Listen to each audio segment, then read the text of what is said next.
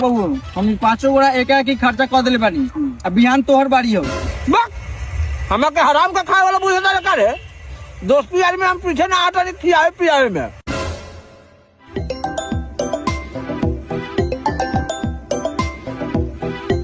Hello आज खर्चावा ना करबे रे।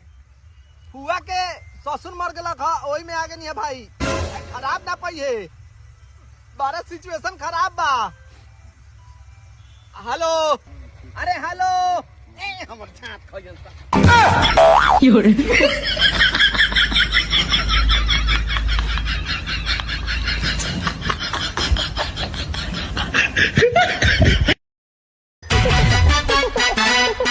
बाबू हम 5 गोड़ा एक ही खर्चा कर दिले बानी। अब बिहान तोहर बारी हो। हमें के हराम का खाए वाला बुझे ना रे। दोस्ती यार में हम पीछे ना आता नहीं खियाए पियाए में।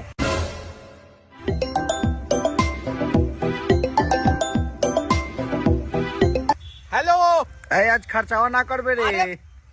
हुआ के ससुर मर गला खा ओई में आगे नहीं है भाई। खराब ना पाइए बारा सिचुएशन खराब बा। हेलो अरे हेलो हमर छात खइयन